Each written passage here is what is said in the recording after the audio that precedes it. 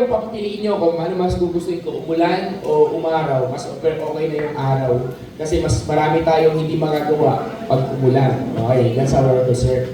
Okay? So siguro, with that, okay. Ilan pa ba yung wala? Sige, katabi mo na lang. Sila Jaya? Okay. Dalawa, sa mga lalaki, kompleto na ba kayo? Kompleto na mga lalaki? Ano siya? Walang naiwan? Sige. So, sige. So ngayon, ganito gagawin natin. So, pwede ba tayo ka muna? Ayan, tayo muna tayo. Tapos, yung katabi mo. Ayan, yung katabi. Ayan. Okay. So, saset ako ng rules sa lahat. Okay, I need everyone to listen. Kasi, ito yung camp na wala tayong merit and demerit. Ibig sabihin, hindi ka gagalaw kasi nakasalalay sa team o nakasalalay sa iyo yung pagkapanalo at pagkapatalo ng grupo ninyo. Okay? Ito yung camp na wala tayong merit sa demerit.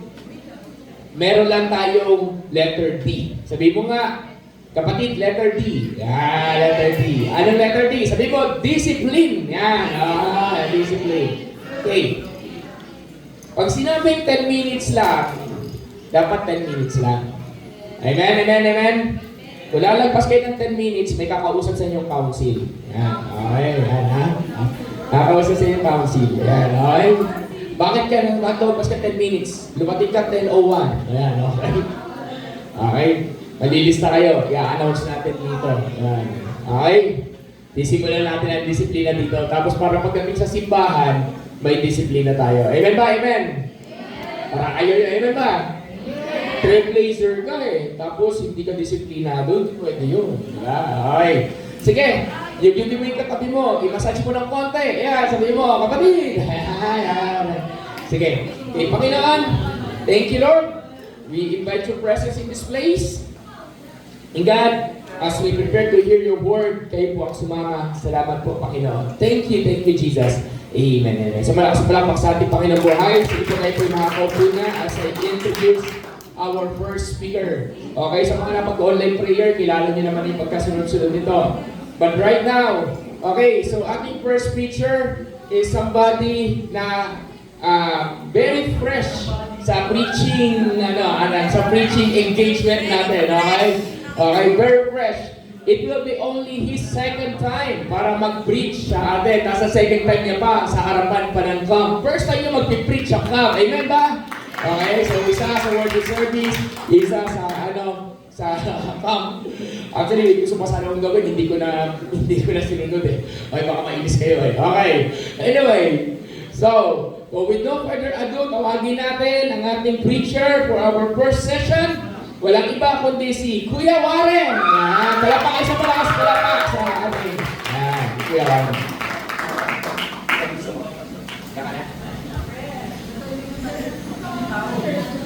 Thank you po. Yan. So yun guys, hello. So kinakabahan ako pagpasensyahan niyo ako pero mixed emotions because I'm overwhelmed for what God is doing, not only to me, but to the church. Nakikita niyo naman, di ba, sa buhay ng pastor natin, sa mga leaders, and sa bawat isa, we experience God, and I'm happy. Talagang nagagalak yung heart ko na ako yung gagamitin na Lord for today to share His Word. Pinakauna pa, di ba? Parang yung last tulog ko kagabi pa. So, sino mga nasa online prayer? Ayan, so si Grace na lang ni Lord to talaga. Pagod na kasi. So, pero, ayun, let's pray muna siguro. Let's ask for God na sa puso natin.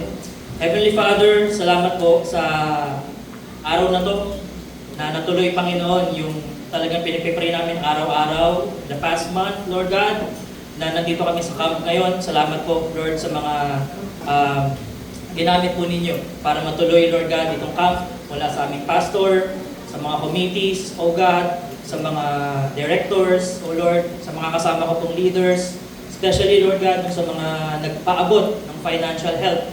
O God, talagang sobrang testimony to for us.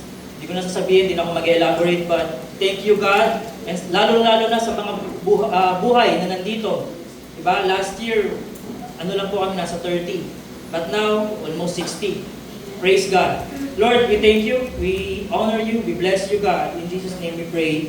Amen.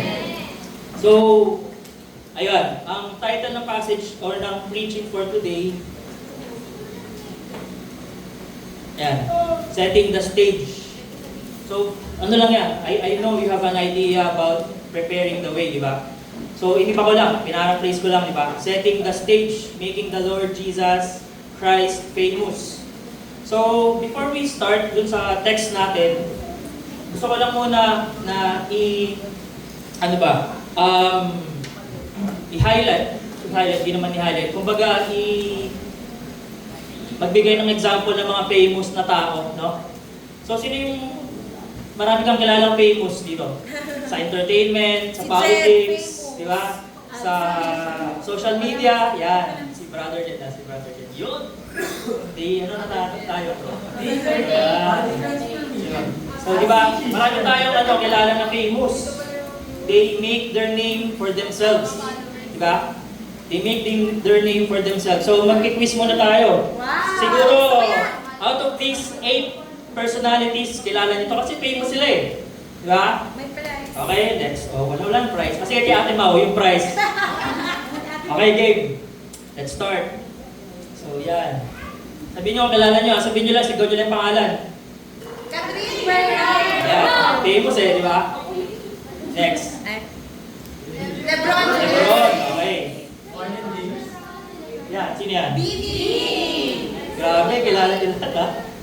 Okay, ito. Justin Bieber. Justin Bieber. Ito. Taylor Swift. CTS. Okay. Ito. SB19. Parang mapaperfect na ninyo. Ito, sino ito? Ayan, mga famous yan, di ba? Ito. Ay! Sorry. Ito pala. Ito. Si? Sino ito? Si Dabi. Si Lambi, di ba? So, yan. So, they make themselves famous, di ba? Kilala sila ng mga tao. Pero, makikita natin dito na sa buhay nila, nag-glorify ka si Lord. Famous kaya si Lord sa buhay nila. So, ayun yung maaralan natin ngayon. Di ba? Sa buhay mo ba, guys? Sa buhay niyo ba? Famous ba si God? O famous ka lang din? Sa school nyo, heartthrob ka, ganyan. Sino may heartthrob dito sa school? You know? Sino pa? Di ba? Sino yung matalino dito sa school? Famous kasi matalino, di ba? Scholar. High honors, di ba? Ayan, sino yung dito? Sikat kasi puro kalokohan. Ayan. Ayan. Sana huwag naman. Okay. Sige. Lahat naman tayo may Bible, di ba? So, next, let's open our Bible. Ayan. Punta tayo sa Malakay chapter 3 verse 1. So si Lord to, Old Testament. Bigyan ko kayo ng context maya-maya dito. Pero basahin muna natin yung verse. Ay, nababasa niyo ba? May Bible naman, sige. Basahin ko na lang. Malakay 3 verse 1 says, si Lord to nagsasalita, I will send my messenger who will prepare the way before me. Then suddenly, the Lord you are seeking will come to His temple. The messenger of the covenant whom you desire will come, says the Lord Almighty. So, yung sa Book of Malakay, sige, continue muna natin, mamaya na yung context. Chapter 4, verse 5, See, I will send the prophet Elijah to you before the great and dreadful day of the Lord comes. So, yung country ng Israel, naghihintay. Sinihintay ng country ng Israel. Noong time na yan, they're waiting for the coming of the Lord. Yeah. And expecting a messenger before him. That is why John the Baptist. Yeah, ayan yung pag-uusapan natin yung buhay ni John the Baptist today.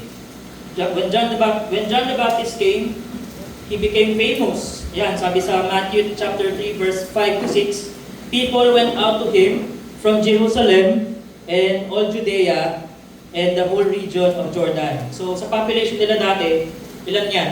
20? 50? Hindi, thousands. Thousands yan, yung pumupunta kay John the Baptist. Imagine that, walang cellphone.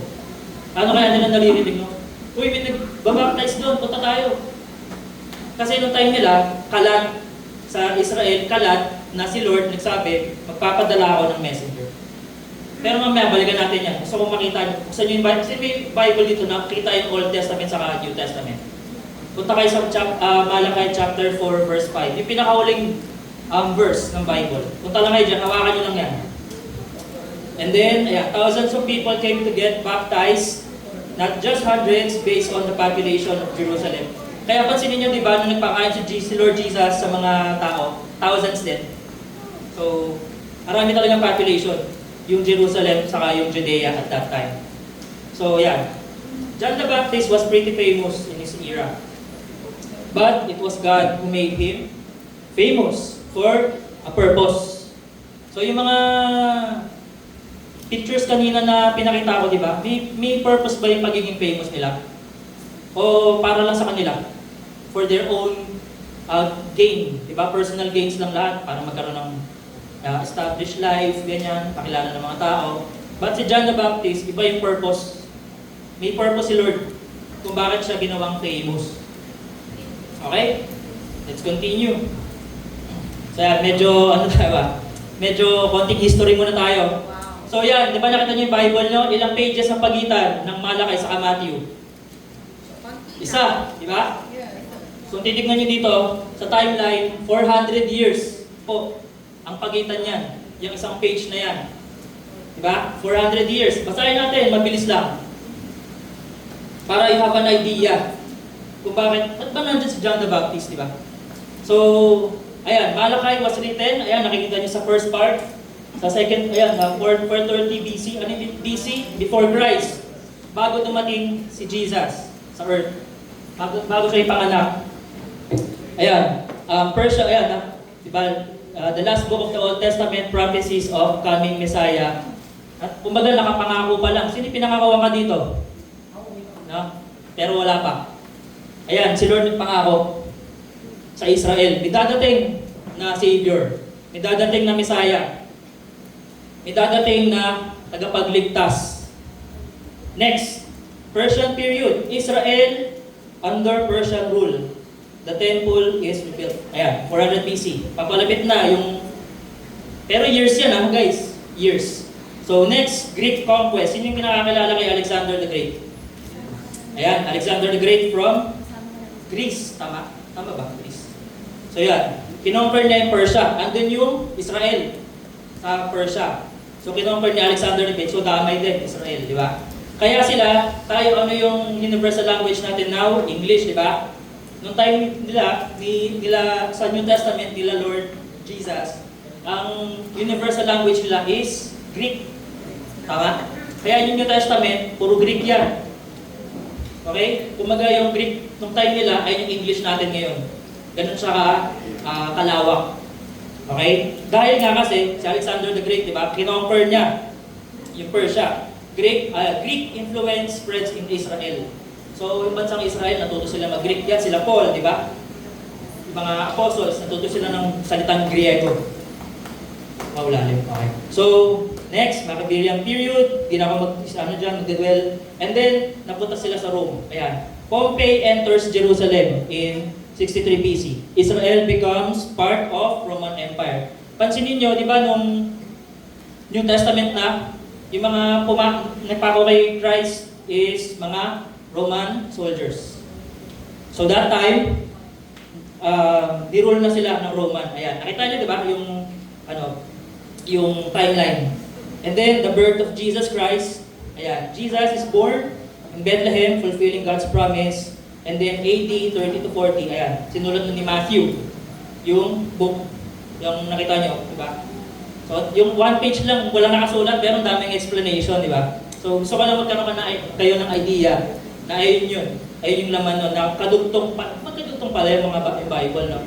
So, ganun. So, tawag dyan, silent si Lord. Ayan, about 400 years, 400 silent years. God was working behind the scenes, preparing His people, shaping history, and preparing the world for His Son.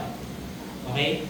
So, wala nakakaalam niyan, di ba? Mga tao na yun, wala silang idea. Alam lang nila may darating na Messiah. Pero 400 years nakalipas, di ba? Dumating si Jesus. Pero bago tayo pumunta sa ministry ni Lord, tumatake sa ginawa ni Lord na pagpe-prepare. Sino ba si John the Baptist? Makikilala natin si John the Baptist sa lifestyle niya. Sino nakakakilala kay John the Baptist? Si John the Baptist, I believe, is a relative ni Lord. Tama? So, relative siya ni Lord. I'm not sure kung pinsan or what. Pero, relative sila. So, punta muna tayo dito sa Luke chapter 1 verse 80. Ayan. He is always where God wants him to be. John the Baptist lived in wilderness. Anong wilderness? Desierto, di ba? Yung talagang malayo sa sibilisasyon. Doon siya dinala ni Lord eh. Di ba? Sino dito yung nasa doon ka dinadala ni Lord sa desierto ng buhay mo, no? Yung talagang wala kang aasahan si Lord lang. Di ba? Doon dinala ni Lord si John the Baptist. Sabi diyan, and the child grew and became strong in spirit. He lived in the wilderness until he appeared publicly to Israel. So doon siya lumaki sa wilderness. So talagang kilala ni John the Baptist si Lord. Si Lord talaga nagpalaki sa kanya sa wilderness, di ba? Sabi din dito sa Matthew 3 verse 1, he preached in the wilderness. In those days, John the Baptist came preaching in the wilderness of Judea. So ano sinisimbolize ng wilderness? A place where we are dependent with God. Sino dito yung pumunta ka dito sa araw na to sa camp? May marami kang dala. Marami kang dalang problema. Ayan, sana ako dyan. Yan. Okay? So, dinadala tayo ni Lord dun sa situation na siya lang yung aasahan natin. Sino yung nandun ka sa area na yun? Na, Lord, dati, ako example. Dati Lord, ito yung kinikita ko. Pero ngayon, ba't ganito na? Parang hirap, di ba? Hinahambal tayo ni Lord. Para talaga siya lang yung aasahan natin. Ganun yung buhay ni John the Baptist. Okay? He is always where God wants him to be. Kayo ba, nandun ba kayo sa lugar na gusto kayo ni Lord doon? O nandun kayo sa lugar na ayaw ni Lord na nandyan ka? Makulit ka, di ba? Sabi ni Lord, nag-aaral ka pa, di ba? Wag muna, anak. Hanggang crush lang muna. O, diba? Huwag ka muna pumunta doon sa season or sa situation na dapat hindi ka pa doon. Di ba? So, mga kabataan natin, di ba? So, live a life of, set apart. Kung lahat ng classmate mo, may jowa, diba, dalawa, tatlo. Wow! Diba? Wow! Hindi lang isa. So, huwag ka nang gumaya kasi disciple ka ni Jesus eh. Amen! Diba? Sabi ni Lord sa Ecclesiastes, there's a time for everything. Yes! Diba? Yung heart mo, Lord, crush ko siya eh.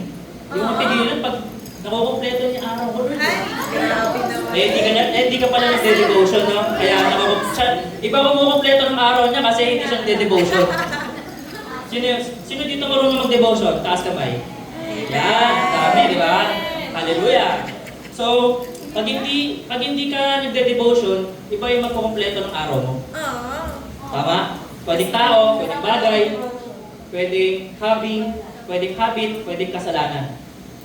Okay? So yan. John the Baptist, he lived a quiet and simple life. Sabi sa Bible, simple clothing and diet. John's clothes were made of camel's hair and he had a leather belt around his waist. His food was locust. Ano yung locust sa Tagalog? Parang. Kumakain ng parang. And honey. Kumakain siya ng insect. Ganun yung kinakain. I'm not sure kung bakit ganun yung diet ni John the Baptist. Kind of weird. Pero nung dive deep ako dun sa diet niya, kaya pala siya ganun yung diet niya para mabilis siya makapag-fast. Ano yung fast? Makapag-fasting and praying. Ganun yung lifestyle niya eh. Hindi niya pinupuno yung sarili niya ng sobrang daming pagkain para hindi siya makapag-adjust agad siya. Kunyari, makapag-fast agad siya. Diba? Kunyari, kinol siya ni Lord, anak, mag-pray ka and fasting. Mabilis siya makapag-adjust kasi yung diet niya, simple lang. Hindi tulad ko, yung diet ko. Sorry Lord. Yan. Sorry agad Lord. Yan. So, simple lang yung buhay ni John the Baptist. This reflects John's humility and rejection of luxury. Hindi siya nagdadwell dun sa kamunduhan. Diba? Sa mundo natin ngayon, easy access no? Pag may cellphone ka, dami mo ng access. Yes. Pwede mo gamitin yung pambayad GCash. Pwede mo tawagan yung friend mo, parents mo. Pwede mo i-block, di ba? Black. Yung parents mo. Ay, sorry. Arayin ko. Di ba? Tapos pwede mong i-silent, no? Yung message sa'yo ni pastor, no? Minimute mo, no? Di ba? O na, prayer tayo online, di ba? Nakita mo online, pagka kita mo na, biglang 5 minutes. Active na, di ba? So yun, John the Baptist, he lived a simple life. Na talagang Lord, sa'yo ako. Yan, ganyan. Ganyan yung buhay niya. Not focused on comfort. Sino yung sobrang komportable ka sa buhay mo? So, komportable ka sa kasalanan. Diba? So, si John the Baptist, simple lang buhay niya. Hindi siya namumuhay sa kasalanan. So, next, consecrated living. Ito naman, parang, alam mo yung Nazarite? Yung Nazarite, di ba, parang special covenant between God and man, di ba? Dedication. Yan. So, sabi dito sa Luke 1:15, "For he will be great in the sight of the Lord. He is never to take wine or other fermented drink, and he will be filled with the Holy Spirit even before he is born." So, tinawag si John the Baptist na mag-consecrate, set apart. So, ako, masaya ako, nandito tayo lahat kasi alam ko lahat tayo tinawag ni Lord. Tama? Amen. Lahat kayo tinawag ni Lord saan? To be set apart. Nakikita mo yung sarili mo, kuya, wala naman akong silbi. Tamad ako, kuya Puro ako kalokohan Hindi. Nakikita ni Lord that you are set apart. Nandito ka for a reason. Okay? Amen. Thank God. So, his life is set apart for God's purpose. Next. Yan naman tayo sa role. Ano ba yung role ni John the Baptist? So, he prepared the way for Jesus. Sabi sa Matthew 3 verse 3, "A voice of one calling in the wilderness, prepare the way for the Lord. Make straight paths for Him." So parating na kasi si Jesus Christ. Amen. Diba? Imagine, diba? Hari, dadating sa isang lugar. Ano ba yun? Bigla na lang magsusulpot yung hari? Hindi, diba? Meron mo na mga messenger. Diba? Bago pumunta sa isang town or sa country, o sige, maglalagay ako ng decree. Pupunta ako dyan. Diba? Ganon yung ginawa ni Lord kay John the Baptist. Na si John the Baptist, yung messenger, siya yung mag-pave ng way para kay Jesus. Diba? Anong ginawa ni John the Baptist? He baptized and called people to repent. Repent, for the kingdom of heaven is near. Sabi ni John the Baptist sa mga tao, Matthew 3 verse 2. Sino sinasabihin niya dito? Yung mga Israelites, yung mga Pharisees, Sadducees. So, yan yung role niya. Next, he is witness of the truth and rebuked what is evil. For John had been saying to him, "It is not lawful for you to have her." So, context lang dito sa Matthew 14 verse 4. Si King Herod, yung hari ng Jerusalem, meron siyang affair doon sa asawa ng kapatid niya. Di ba? Hari yun Pero si John the Baptist, hindi siya natakot. Sabi niya sa hari, sabi niya sa hari, "It is not lawful for you to marry your own sister's brother." Brother's wife pala, sorry. Yan, check ko lang kung gising kayo. Gising ko ba kayo, guys? Yes.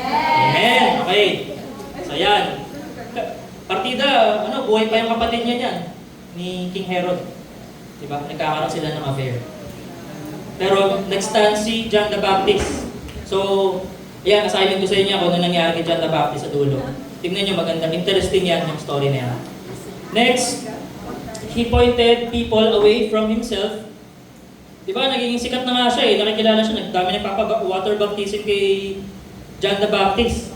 Pero, nung dumating na si Lord, si Jesus, ano ginawa ni John the Baptist? Pinoint niya yung mga tao kay Jesus. Parang tayo sa modern day natin ngayon, di ba? Ako, leader ako. May temptation ka dyan pag leader ka na dumadami tao mo, dumadami yung mga disciples mo. Parang minsan inisip mo, Lord, di ba? Ang dami ko nang ginawa para sa iyo, Lord, di ba? Ang dami ko nang ginawa, Lord, para sa iyo, dumami yung tao. Minsan inisip mo, ministry mo tinitake mo yung credit sa sarili mo di ba? Pero si John the Baptist, iba. Hindi niya tinake yung credit. Lumalago yung ministry niya, pero pinoint niya yung toward kay Jesus. Di ba? Hindi naman siya savior si John the Baptist. Amen. Di ba? Si Jesus yung savior. So, pinoint niya yung mga tao, hindi niya pinuwa. Imagine thousands of people are following him at that time. So, sasabihin niya, wow, dami ka ng ministry, di ba? Pero totoo niyan, pinoint niya yung mga tao kay Jesus. Yeah. Praise God. So, ayun yung role ni John the Baptist. So, why do you think it's important for us to know? Di ba? Why do you think it's important for us to understand yung life ni John the Baptist? Bakit ba to importante sa buhay natin? Di ba kanina we're singing Revival Generation? Di ba? Sino sa inyo dito gusto mo makita yung mama mo nagpe-pray, nagbabasa ng Bible, mga kapatid mo nagbabasa ng Bible, hindi na nagsisinungaling, hindi na nag-aaway sa loob ng bahay, di ba? Hindi na nag-aaway about sa pera, di ba? Yung mga classmate mo, hindi nagmumurahan, di ba? Yung mga, ano ba? Yung mga kakilala mong mga kaibigan mo, di ba? Hindi sila nag-aagawan ng girlfriend, boyfriend. Di ba? May ganun kasi, di ba? Sulutan. So, tapos yung life nila may purpose. Ano ba ibig sabihin ng purpose, kuya? Para saan ba yung electric fan? Hangin. Aircon, pampalamig, di ba? Yung upuan, para mapuan. Ikaw, para saan ka? Anong purpose mo? What's your purpose? Tanong mo sa mga classmate niyan. Di ba? Tanong niyo sa mga classmate niyo na walang relationship kay God. Alamin niyo, ano ba purpose mo? Ba't ka ba nabubuhay? Ikaw, ba't ka ba nabubuhay? Alam niyo ba yung purpose niyo, guys? Amen. So yeah, that's why it's very important for us to know yung purpose natin so that we could set the stage for Jesus. In your homes, di ba? In your campus, in the marketplace, even in the church, di ba? Minsan sa loob ng simbahan pa minsan yung chaos di ba? Nangyayari yan Pero di ba, we are called to have a revival. Alam niyo ba yun? Ang destiny ng church natin is to have a revival. Amen. Di ba? Ako naniniwala ako na ang Church Jesus Generation Revival will spark a revival talaga. In the campuses, in the marketplace, at home, in the community, sa barangays, di ba? Will spark revival. Ngayon, nakikita na natin yan. Di ba? So ngayon, ilan yung nasa camp? 50. Next year, magpapamasay ako Amen. 200. Amen? Kay Lord yun. Okay, 200. Pastor, 200 pastor. Amen? Ayan. So, okay, let's go to the next slide. How do we set stage for Jesus? Sino excited dito? You want to set stage for Jesus sa buhay mo? Diba? Na Lord, sawang-sawa na ako sa buhay ko, sawang-sawa na ako sa ginagawa ko, parang walang dating, walang bitaw, Lord. Diba? Yung mga kinakausap kong tao, lalo silang napapalayo sa akin, nasasaktan ko sila, Lord. Yung parents ko, lagi ko sila nadidisappoint. Si pastor, Lord, lagi ko rin nadidisappoint. Diba? Yung mga leaders ko, nadidisappoint sa akin. Kasi yung transformation, hindi nakikita. Sino sawa ka na sa ganun? Ayaw mo na ng, kuya, ayaw ka na ng same ordinary day. Same ordinary life. Diba? Sino dito ayaw mo na yung situation mo ngayon? And you want to set the stage for Jesus. You want to be used by God to become a blessing. Diba? Evaluate natin yung buhay natin. Sino ba yung mga tao ba na nakapaligid sa atin na be-bless? Dahil sa buhay natin. Because we have Jesus? O napapalayo? Sabihin, church ka pa? Mumura ka naman? Diba? Church ka pa? I'm not condemning kasi ako na-encounter ko to Church ka pa? Hindi ka naman sumusunod sa parents mo. Sabi pa nga sa akin ng papa ko before, sunugin ko yung Bible mo kaka-church mo Yan yung persecution, di ba? Oh. So yeah. So how do we set the stage for Jesus? Understand that repentance is a lifestyle. Hindi yan one-time event. Kuya, nag-repent na ako. Hindi na ako manonood ng mga explicit contents. Ayun lang. Diba? Bukas na ulit ako. Download. Uninstall. Yun na yun. Then bukas, install ulit. No? Nandun sa ano, pagka-click mo na app, anong tawag doon? Hindi na siya install eh, di ba? Parang re-download nakalagay. So, sabi dyan, produce fruit in keeping with repentance. Nakakita na ba kayo ng puno na namunga isang beses lang sa buong buhay niya? Hindi, di ba? Ang puno, namumunga habang buhay siya. Ikaw ba, namunga ka na? Di ba? So, ganun. Sabi ni John the Baptist, produce fruit in keeping in repentance, with repentance, di ba? So, yung repentance, daily. Pwede nga ano eh, every moment of our life, nagre-repent tayo eh. Di ba? What do you mean by repentance? Metanoia, changing your mind. Sabi sa Romans 12:2, do not conform to the pattern of this world, but be transformed by the renewing of your mind. Sino dito yung sumusunod ka na sa trend ng mundo? Ito yung uso, ito yung viral, ito yung gagawin ko. Yung mga classmate ko, may kanya-kanyang jowa. Diba? Jowa na rin ako. Yung mga classmate ko, sinisigawan yung parents nila. Ang cool. Diba? Yung mga classmates ko, nangongopya. Yung mga ka-workmate ko, nandaraya sa work. Diba? Yung mga ka-workmate ko, nagchichismisan. Diba? Gossip. Chismis na rin ako, diba? Yung mga ka-workmate ko, galit sa boss namin. Diba? Galit sa bawat isa. Gagayahin ko na rin. So, ang repentance is, you will decide. It is a decision. Pag di-decide ka, Lord, ayoko na nito. Ayoko nang magsinungaling. Ayoko na magsinungaling sa parents ko, sa leader ko, sa pastor ko, sa mga classmates ko, sa mga tao na nakapaligid sa akin. Lord, ayoko nang sumunod sa sa pattern ng mundo.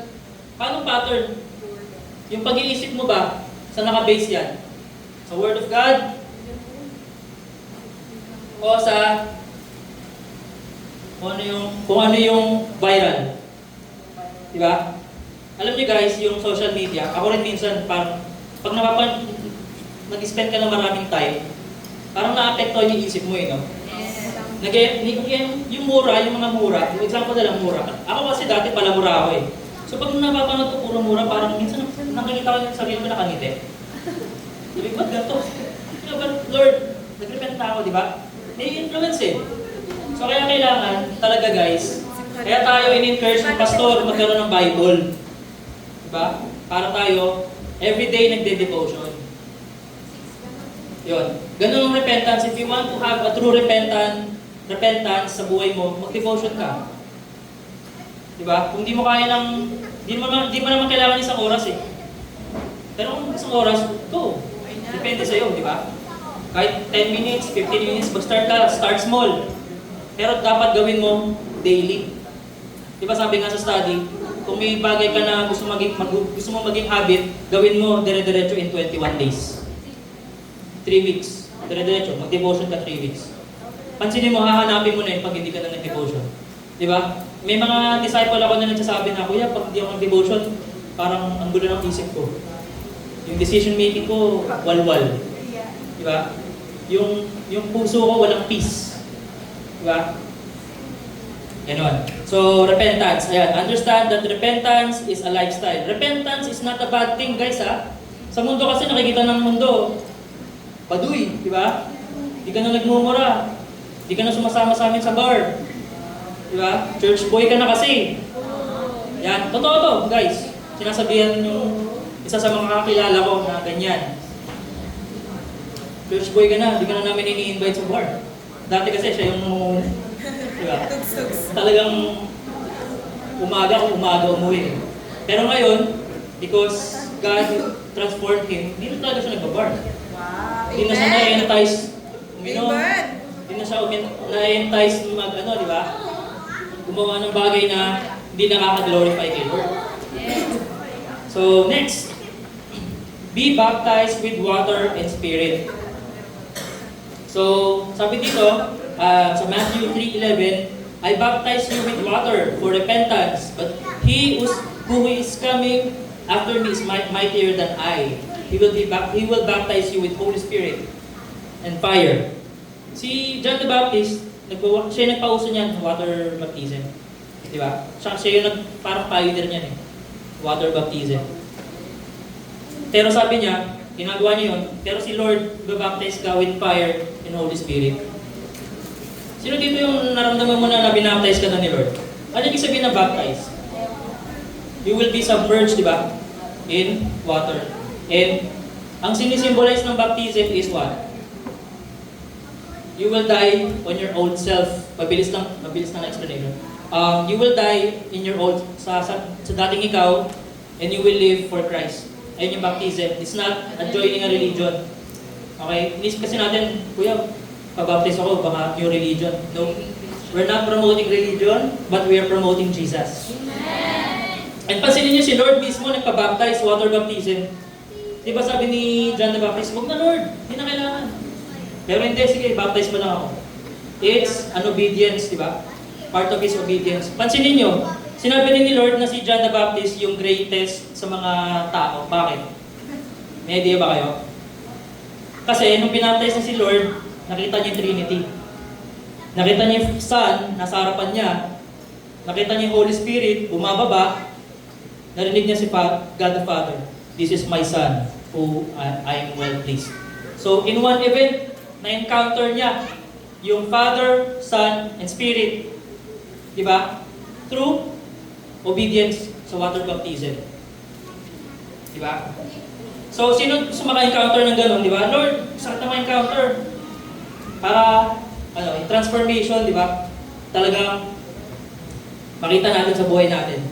And then, sabi dito, unless, ito naman si Lord Jesus nagsasabi, John chapter 3 verse 5, unless one is born of water and spirit, he cannot enter the kingdom of God.